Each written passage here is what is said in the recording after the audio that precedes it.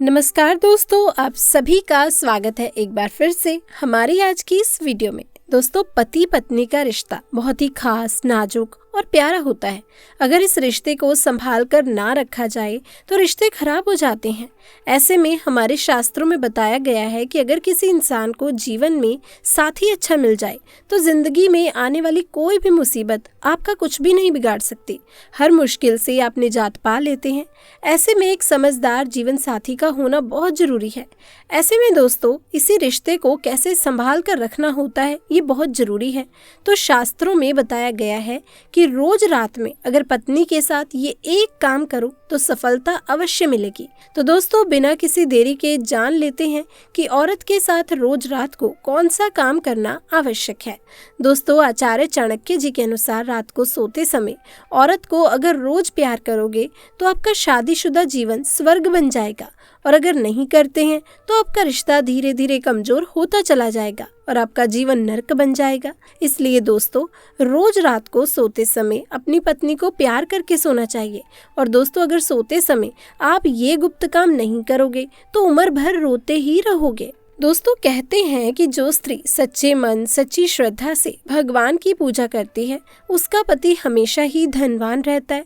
वैसे भी अगर भगवान की सच्चे मन से आराधना की जाए तो उस घर में लक्ष्मी का वास जरूर होता है। इसके अलावा इससे घर का वातावरण भी अच्छा रहता है।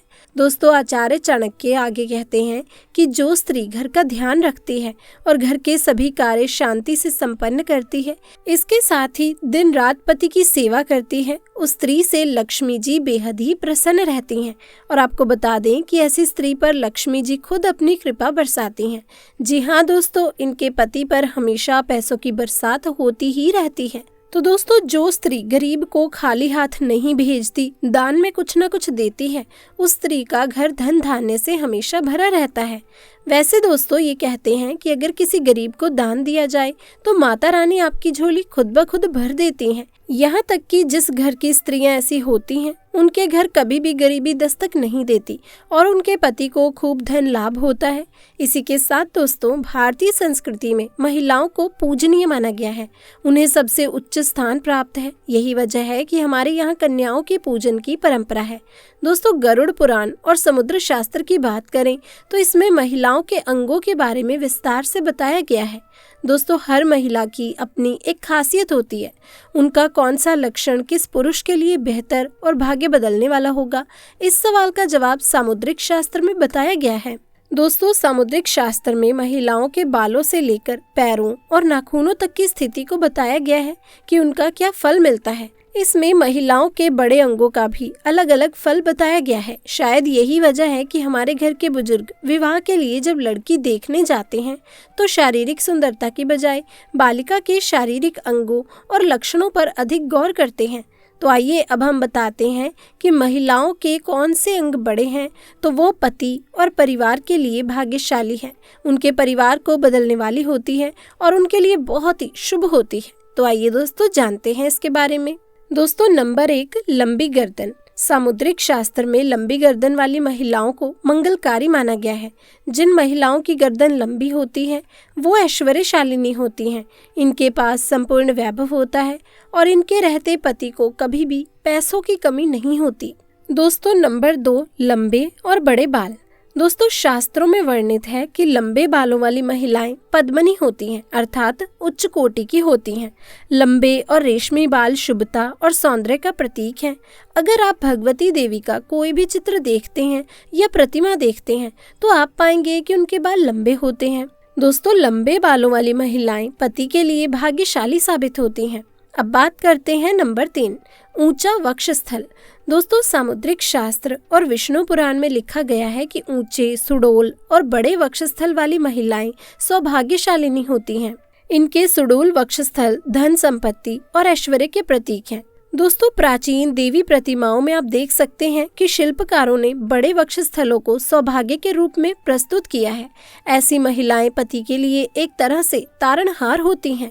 इनकी संतान भी अपेक्षाकृत ज्यादा बेहतर और सफल होती है। दोस्तों, नंबर 4, मासल और पुष्ट जंघाएं। मासल और पुष्ट जंघाएं भी सौभाग्यशील होने का प्रतीक होती हैं। सामुद्रिक शास्त्र के अनुसार जिन महिलाओं की जंघाएं पुष्ट और मासल होती हैं तो वो औरत बहुत ही भाग्यशाली होती है।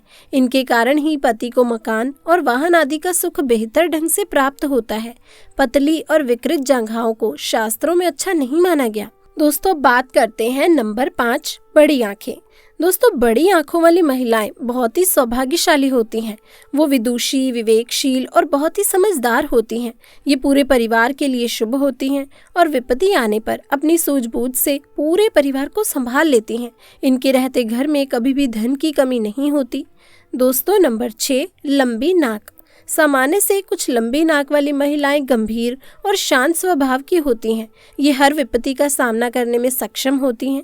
इनके कारण पूरा परिवार सुरक्षित रहता है। दोस्तों, इसके अलावा सामान्य आकार के कान वाली महिलाएं परिवार के लिए बहुत ही अच्छी मानी जाती हैं। नंबर 7, पैर और उंगलियां। सामुद्रिक शास्त्र में महिलाओं के हाथ और पैरों का विशेष महत्व दिया गया है। सामान्य आकार के चिकने पैरों वाली महिलाएं एक तरह से लक्ष्मी स्वरूप होती हैं। इनके पैरों की सबसे छोटी उंगली कुछ लंबी और भूमि को स्पर्श करती हुई होती है। ये महिलाएं बहुत ही सौभाग्यशाली और पति के लिए सौभाग्य की प्रतीक होती हैं। इसी तरह हाथों के मध्यम आकार की उंगलियों और चिकने हाथों वाली महिलाएं भी बहुत ही लकी साबित होती हैं। तो दोस्तों, अभी तक की वीडियो में हमने जाना कि रोज रात को पत्नी के साथ कौन सा काम करना चाहिए और साथ ही अब तक हम ये भी जान चुके हैं कि कौन से अंग बड़े होने पर स्त्री सौभाग्यशाली होती है। इसी के साथ दोस्तों, अब हम चाणक्य नीति में लिखे हुए आचार्य चाणक्य की कुछ अनमोल नीतियों के बारे में जानते हैं। तो दोस्तों, आचार्य चाणक्य कहते हैं कि धनहीन धन चाहते हैं, पशु वाणी चाहते हैं, मनुष्य स्वर्ग की इच्छा करते हैं, देवगण मोक्ष की इच्छा करते हैं, सत्य से पृथ्वी टिकी हुई है, सत्य से ही सूर्य तपता है, सत्य से वायु बहती है और ये सभी पदार्थ सत्य में ही स्थित हैं। विदेश में विद्या ही मित्र होती है, घर में पत्नी मित्र होती है, रोगियों के लिए औषधि मित्र है और मरते हुए व्यक्ति का मित्र उसका धर्म और सत्कर्म है। आलस्य से विद्या नष्ट होती है, दूसरों के पास जाने से धन, बीज की कमी से खेती और सेनापति के ना होने से सेना नष्ट हो जाती है। अभ्यास से विद्या, सुशील स्वभाव से कुल, गुणों से भला मनुष्य और क्रोध का पता आंखों से लगता है। दोस्तों, किसी चीज से तब तक भय करना चाहिए जब तक वो आपके सामने ना आ जाए। सामने आने पर उस भय पर बिना प्रवाह के प्रहार करना उचित है। दोस्तों, समुद्र में वर्षा का होना व्यर्थ है, तृप्त व्यक्ति को भोजन करना व्यर्थ है, धनिक को दान देना व्यर्थ है और दिन में दीपक व्यर्थ है। स्त्री का गुरु उसका पति है, अतिथि सबका गुरु है। ब्राह्मण, क्षत्रिय, वैश्य और शूद्र का गुरु अग्नि है और इन सभी वर्णों का गुरु ब्राह्मण है। जिस प्रकार से स्वर्ण की परीक्षा घिसने, काटने, जलने और पीटने से होती है, उसी प्रकार से मनुष्य की पहचान त्याग, शील, गुण और कर्म से होती है। मनुष्य को जन्म देने वाला, यज्ञोपवीत संस्कार करवाने वाला पुरोहित, विद्या देने वाला, अच्छा अन्न देने वाला, भय से मुक्ति दिलाने वाला अथवा रक्षा करने वाला, ये 5 पिता गिने जाते हैं। तो दोस्तों, ये थे आचार्य चाणक्य की कुछ अनमोल नीतियाँ। और आचार्य चाणक्य ने ही ये भी बात कही है कि रोज रात को पत्नी के साथ यदि ये काम करोगे तो आपका जीवन सुखमय गुजरेगा। तो दोस्तों, मैं उम्मीद करती हूँ कि आपको आज की वीडियो में दी गई जानकारी अच्छी लगी होगी, आपके लिए उपयोगी सिद्ध होगी। इसी के साथ दोस्तों, वीडियो की समाप्ति करते हैं। आपको यदि वीडियो अच्छी लगी तो इसे लाइक करें, इसे शेयर करें और अगर आपने हमारे चैनल को अभी तक सब्सक्राइब नहीं किया है तो उसे भी सब्सक्राइब करके साथ लगे बेल आइकन को दबा दें। तो दोस्तों, मिलेंगे और एक नई वीडियो के साथ, नई जानकारी के साथ। तब तक के लिए आप सभी का बहुत बहुत धन्यवाद।